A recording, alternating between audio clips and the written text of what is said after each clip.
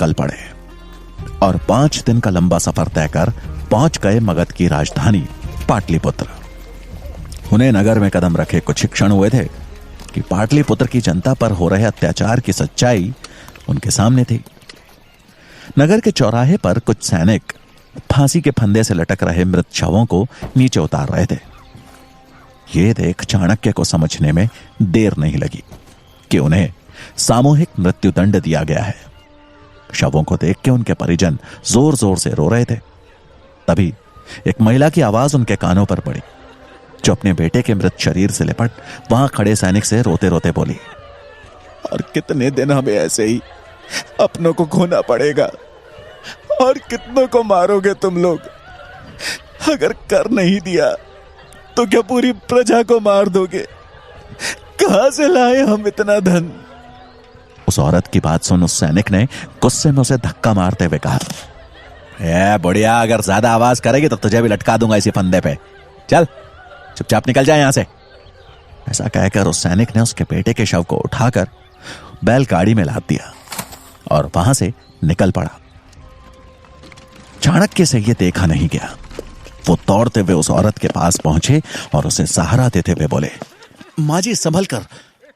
ऐसा कहकर उन्होंने उस रोती हुई बूढ़ी महिला को एक पेड़ के नीचे बैठाया और बोले, मां, मैं आपका दुख तो कम नहीं कर सकता और ना ही मैं आपका पुत्र आपको लौटा सकता हूं, लेकिन इतना अवश्य कह सकता हूं कि शीघ्र ही इन परेशानियों का हल खोज दूंगा।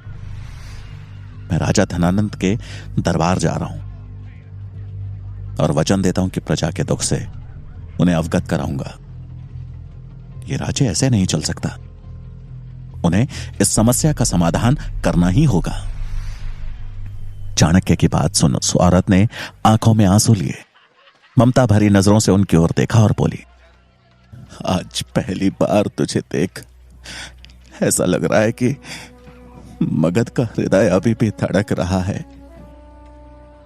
तूने इतना ही कह दिया, मेरे लिए बहुत है पुत्र, लेकिन वचन मत दे,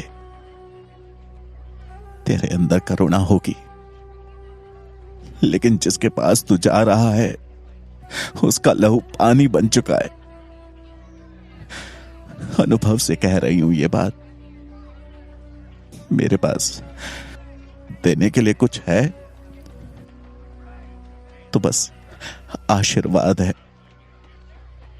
चाणक्य ने उनके पांव छुए और कहा, मुझे आपसे बस यही चाहिए था मां, आशीर्वाद दें। उस औरत ने उनके सिर पर हाथ फेरा और चाणक्य दृढ़ संकल्प लिए चल दिए राजमहल की ओर। चाणक्य जब महल पहुंचे तो द्वार पे खड़े द्वारपाल ने उन्हें रोककर पूछा, आप कौन हैं? चाणक्य ने उस द्वारपाल की ओर देखते हुए कहा, मैं तक्षशिला का आचार्य चाणक्य हूं। एक अति आवश्यक कार्य के लिए मेरा राजा धनानंद से मिलना जरूरी है। यह सुन द्वारपाल ने उनसे बड़ी विनम्रता से कहा, अभी महाराज व्यस्त हैं, आप यहीं प्रतीक्षा करिए, मैं महाराज को संदेश भिजवाता हूं। यह सुन चाणक्य वहीं पास में एक स्थान देखकर बैठ गए और राजा के संदेश मिलने की प्रतीक्षा करने लगे। उन्हें प्रतीक्षा करते करते शाम हो गई। वो जब भी द्वारपाल से राजा के बारे में पूछते तो उसका एक ही जवाब होता कि अभी राजा व्यस्त है। चाणक्य को समझ में आ गया कि अब सीधे हाथ से घी नहीं निकलने वाला, उंगली टेढ़ी करनी ही पड़ेगी। थोड़ी देर बाद उनकी नजर कुछ रसोइयों पर पड़ी जो कि महल के पीछे वाले रास्ते से अंदर जा रहे थे। चाणक्य को उनका मौका मिल गया था। उन्होंने अपना भेष बदला और उन रसोइयों की टोली में शामिल हो महल के अंदर प्रवेश कर गए। लेकिन राज दरबार तक पहुंचना अभी भी आसान नहीं दिख रहा था, क्योंकि अंदर एक द्वार पे खड़े कुछ सैनिकों ने सबसे आगे चल रहे रसोइयों को रोककर पूछा, कितने लोग हैं आज? उसने जवाब दिया, आज भी 10 लोग हैं। यह सुन एक सैनिक ने गिनती शुरू कर दी कि तभी चाणक्य का दिमाग तेजी से चलना शुरू हुआ। उन्हें जल्दी उपाय ढूंढना था, नहीं तो वो पकड़े जाते। जिस तीव्रता से उनका दिमाग चल रहा था उसी तेजी से उनकी नजरें भी घूम रही थी। इधर सैनिक की गिनती 6 तक पहुंच चुकी थी। तभी चाणक्य की नजर सामने रखे फूलदान पर पड़ी और उन्होंने चालाकी से उस फूलदान को गिरा दिया।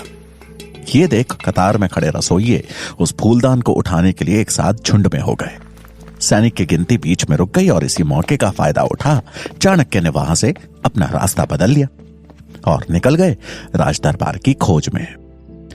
वो एक जगह रुक वापस अपने भेष में आए और कुछ ही देर में वो राजदरबार के अंदर थे।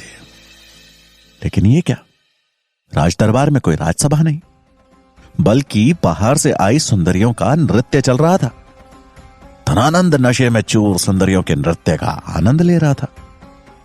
अचानक उसकी नजर मैली धोती पहने ब्राह्मण पर पड़ी और वो गुस्से में बोला, कौन हो तुम? अंदर कैसे आए? नृत्य वहीं रुक गया। चाणक्य ने अपने हाथ जोड़ बड़े ही शांत भाव से कहा, प्रणाम महाराज, मैं तक्षशिला का आचार्य चाणक्य हूं। धनानंद को चाणक्य का यूं आना अच्छा नहीं लगा, लेकिन उसने अपना गुस्सा शांत करते हुए थोड़ा नरम भाव से कहा, प्रणाम आचार्य, पर ऐसी क्या वजह थी जो आप बिना बताए अंदर आ गए? चाणक्य बोले, मैंने द्वारपाल को संदेश दिया था। लेकिन तभी उनकी बात को काटते हुए धनानंद ने कहा, तो अगर द्वारपाल ना बोलेगा तो आप ऐसे बिना बताए चोरों की तरह चले आएंगे अंदर? कहां गई आपकी शिक्षा? चाणक्य गंभीर भाव से बोले, इस अपराध के लिए क्षमा महाराज, लेकिन मेरा आपसे मिलना अत्यंत आवश्यक था। धनानंद ने अपने आसन पर ही बैठते हुए कहा, ऐसी भी क्या बात करनी है आपको जो आप थोड़ी प्रतीक्षा भी नहीं कर सके? हम भी तो जरूरी काम कर रहे हैं। आपका भाग्य अच्छा है कि हम ब्राह्मणों को नहीं मारते, वरना अब तक ये शीश धरती पर होता। ये कहते हुए राजा धनानंद ने एक गहरी सांस ली और कहा, अब जब आपने इतना साहस दिखाई दिया है तो बताइए, क्या बात करनी है आपको? चाणक्य चिंतित भाव से बोले, गांधार के राजा आंबी ने मैसेडोनिया के सम्राट सिकंदर के सामने आत्मसमर्पण कर दिया है। अब सिकंदर कभी भी भारत पहुंच सकता है। उसको रोकने के लिए हमें अखंड भारत का निर्माण करना होगा और मैं इसी विषय पर चर्चा करने आया हूं महाराज। तभी धनानंद ने चाणक्य को अपने पास आने का इशारा करते हुए कहा, आपको चर्चा करनी है ना, तो यहां पास में आकर कीजिए चर्चा। चाणक्य असमंजस में थे, लेकिन राजा की आज्ञा का पालन कर पहुंच गए उनके पास। चाणक्य के पास आते ही धनानंद ने कहा, अपने घुटनों पे बैठ जाइए। चाणक्य ने इस अपमान को सह लिया, क्योंकि उस समय उनके मन में सिर्फ और सिर्फ प्रजा और देश की चिंता थी। वो अपना स्वाभिमान त्याग वहीं घुटनों के बल बैठ गए। वो बैठे ही थे कि धनानंद ने उनकी तरफ गुस्से से देखा और कहा, ये है तेरी औकात। अब तू मुझे सिखाएगा कि राज्य कैसे चलाना है, कैसे सुरक्षा करनी है? अब तू बताएगा मुझे कि अपने राज्य का विस्तार कैसे करना है? तो कौड़ी का शिक्षक है तू, चुपचाप अपना काम कर। युद्ध के बारे में सोचना और लड़ने का काम हमारा है, समझा? ये सुनते ही चाणक्य बोले, क्षमा महाराज, मेरी शिक्षा ने मुझे यही सीख दी थी कि यह राज्य जितना आपका है उतना ही हम सबका। मैं तो अपना कर्तव्य समझ आपसे मदद मांगने आया था। केवल आप ही हैं जो सिकंदर को रोकने का सामर्थ्य रखते हैं। धनानंद गुस्से में खड़ा होकर गरजा, हमें अपने सामर्थ्य का ज्ञान है और जब सिकंदर मगध पर आक्रमण की सोचेगा तो हम उससे निपट लेंगे। सीमा सुरक्षा राजा का नहीं, सैनिक का कार्य है। अब इससे पहले कि हम भूल जाएं कि तुम एक ब्राह्मण हो, जिस गति से आए थे उसी गति से बाहर निकल जाओ। चाणक्य ये अपमान सह नहीं पाए और धनानंद की आंखों में आंखें डालकर बोले, निकल जाऊंगा महाराज, परंतु अगर आप अपना कर्तव्य निभा रहे होते तो एक ब्राह्मण को तक्षशिला से चलकर यहां आना ही नहीं पड़ता। राजा का कर्तव्य दुर्बलों की रक्षा करना है, ना कि उन पर अत्याचार करना। और मगध की दशा देख मुझे इतना आभास तो हो गया है कि हम शीघ्र ही संपूर्ण भारत सिकंदर को भेंट स्वरूप दे बैठेंगे। यह सुनते ही धनानंद का पारा आसमान चढ़ गया और उसने चाणक्य को जोर से लात मार के नीचे गिरा दिया और सैनिकों को आवाज लगाते हुए कहा, ब्राह्मणों का मान सम्मान इस चोटी में होता है ना? इस दरिद्र ब्राह्मण को इसकी चोटी से खींचते हुए बाहर ले जाओ। सैनिकों ने तुरंत आज्ञा का पालन किया और चाणक्य को चोटी से खींचते हुए द्वार की तरफ ले जाने लगे। द्वार तक पहुंचने से पहले ही चाणक्य ने उन सबको एक जोर का धक्का दिया, जिससे वो सैनिक लड़खड़ा कर गिर गए। अब चाणक्य ने अपनी शिखा खोलनी शुरू की और गुस्से में उबलते हुए धनानंद की तरफ बढ़ते हुए गर्जना की, धनानंद, मुझसे भूल हो गई कि मैं तो जैसे पापी से ये उम्मीद लगा बैठा कि तू बचाएगा इस देश को। एक शिक्षक का, एक ब्राह्मण की शिखा का अपमान किया है तूने। तो इस शिखा की सौगंध मैं चणक पुत्र चाणक्य, तक्षशिला का आचार्य, आज ये प्रण लेता हूं कि जब तक तेरा और तेरे इस नंद वंश का सर्वनाश कर मगध की राजगद्दी पे एक योग्य राजा ना बिठा दूं, मैं ये शिखा नहीं बांधूंगा। ये बोल चाणक्य वहां से तेजी से निकल गए। धनानंद उनकी बात सुन गुस्से से लाल हो गया और उसने अपने सैनिकों को आदेश दिया, अगर यह ब्राह्मण फिर से इस राज्य के आसपास भी दिखा तो इसका सर कलम करके बीच बाजार में लटका देना। धनानंद से मिले अपमान के बाद चाणक्य ने उसे दिन मगध छोड़ दिया और अब उनके जीवन का लक्ष्य था एक अच्छे राजा का चुनाव करना, जो दयालु हो, पराक्रमी हो, जो प्रजा के हित के बारे में सोचे और एक अखंड भारत का निर्माण करे। तक्षशिला की तरफ बढ़ते हुए जब वो जंगल से होकर जाने वाले मार्ग पर चल रहे थे तो उनकी नजर उसी मार्ग पर आगे चल रहे एक 14 साल के बच्चे पर गई। वो बच्चा अकेला था। वो दिखने में पतला था लेकिन उसका शरीर फुर्तीला था। उस बच्चे ने एक मैली सी धोती पहनी थी। उसकी कमर में एक गुलेल लटकी थी। वो बच्चा शिकार पर निकले किसी चीते की तरह घात लगाए धीमे धीमे आगे बढ़ रहा था।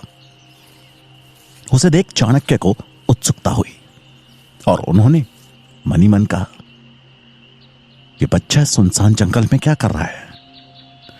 अब चाणक्य भी धीमे पांव उस बच्चे के पीछे पीछे चलने लगे। तभी उन्होंने देखा कि वो लड़का 2 लोगों का पीछा कर रहा है। कुछ दूर पीछे चलने के बाद चाणक्य ने देखा कि वो बालक जिन 2 लोगों का पीछा कर रहा है वो भी एक अकेले चल रहे यात्री का पीछा कर रहे हैं।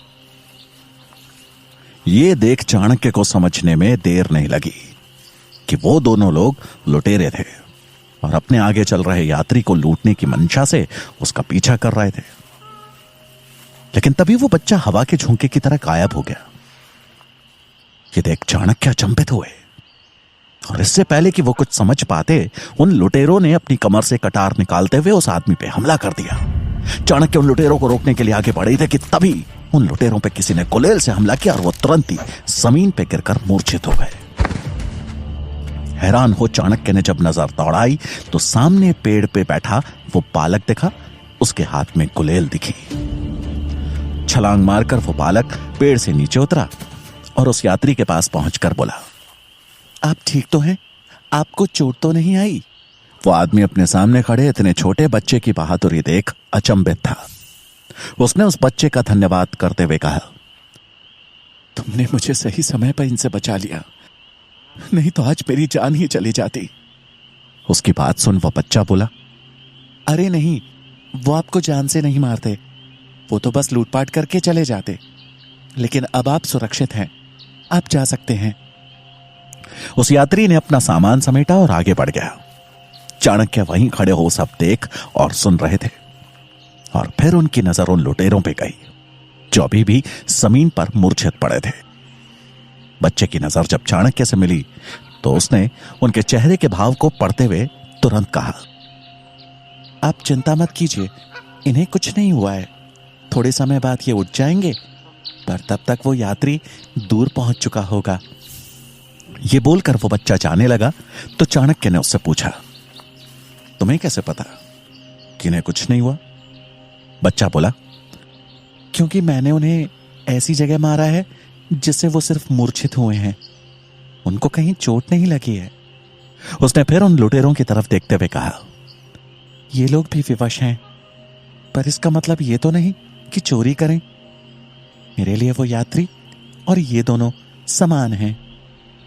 चाणक्य उस छोटे से बच्चे की बात सुन के मंत्रमुग्ध हो गए और बोले, क्या नाम है तुम्हारा?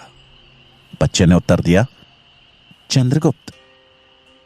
चाणक्य ने बच्चे के सिर पे हाथ रखा और मन ही मन बोले,